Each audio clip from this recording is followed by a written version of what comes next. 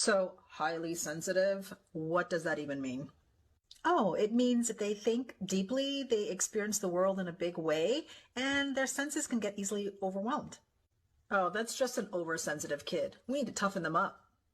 Oh, the goal isn't to Encouraging toughen them children in up, every it's to build aspect them is up. so important to this local pediatric psychologist and parent coach, as seen in her Instagram videos.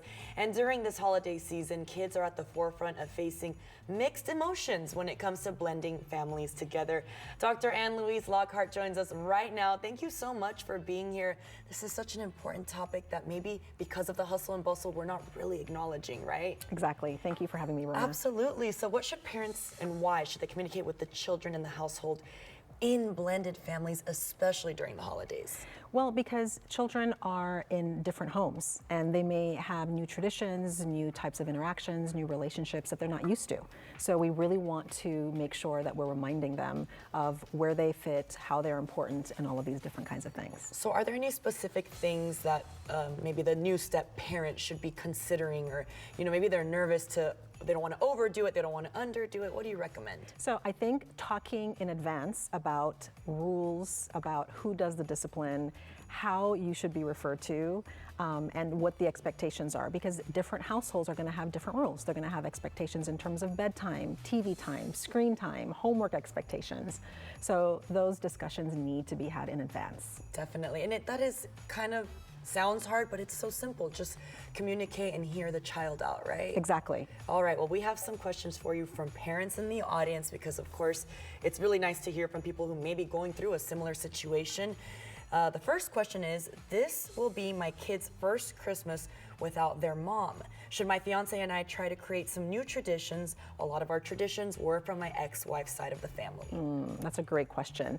I think we start by asking the kid. I think so often we try to jump the gun and create these new things, and we haven't checked in with the child. So I would say check in with the child and ask them, hey, these are the traditions at your mom's.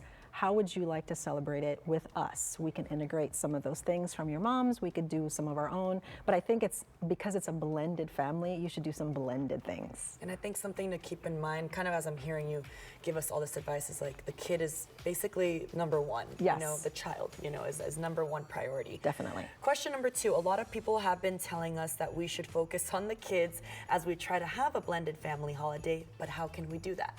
So that's the discussion, right? The communication is so key. I find that when I'm talking and working with parents, so many of them grew up in families where voices of kids were not heard, right? You're seen and not heard, and people don't think about respecting a child's opinion. And I think it's important that we do that, especially the older they get. So it's about communication, talking with your current spouse, talking with your ex if you have a relationship with them, talking with the children, and really asking them what they feel is best for them, and then also making a decision together as a family. It is so tough if the relationship is tumultuous between the exes. That could be really, and it weighs a lot on the children. So it does. Thank you for all of this advice. Question number 3, my kids would rather spend Christmas with me rather than their mom and her side of the family. What should I do? We already agreed that she gets them for the holiday. Yeah, that's a really tough one because sometimes kids just prefer the one parent over the other for various reasons. There's personality issues, there's a whole bunch of conflict that may be going on.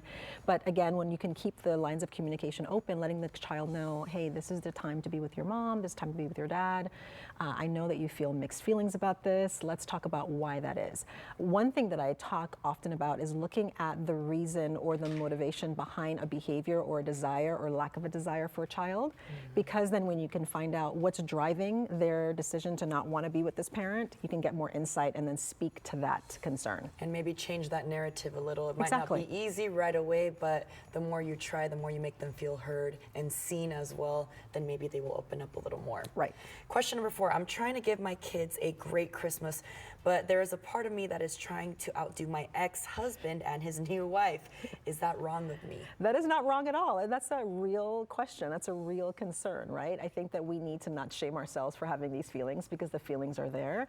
But a big part of it is really asking then yourself, why do you want to outdo this person? Why do you want to be seen as the fun parent? Or why do you want to be seen as the more desirable parent? But those are normal kinds of natural feelings. So exploring that maybe with your current spouse or partner, with your own family, and exploring that so that way you can make sure you're going in with the right motives Yeah. because it is the holiday season. We don't want to add more stress and toxic situations. And sometimes it's humbling to be like, okay, it isn't about me. I don't need to be competitive right now. Right. I have my place, the ex has their place, and everyone can be happy. I know it maybe sounds easier said than done, but you promote so much of this, not just for the holidays, for life in general. You have so much experience working with families and children.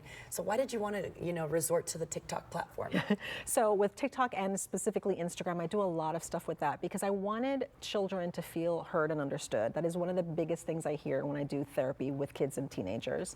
But I also wanted to equip parents. There's so much parent guilt and shame and exhaustion going on. I wanted to also equip parents with the knowledge that I have as a psychologist so that they understand why their kids or teens are acting or behaving the way they do, why they feel the way they feel, and then helping them to have better strategies and tools and scripts and interventions and all of that stuff. Well, I love it, and it's super smart of you to be on TikTok because that is so easy for people to see and understand as well.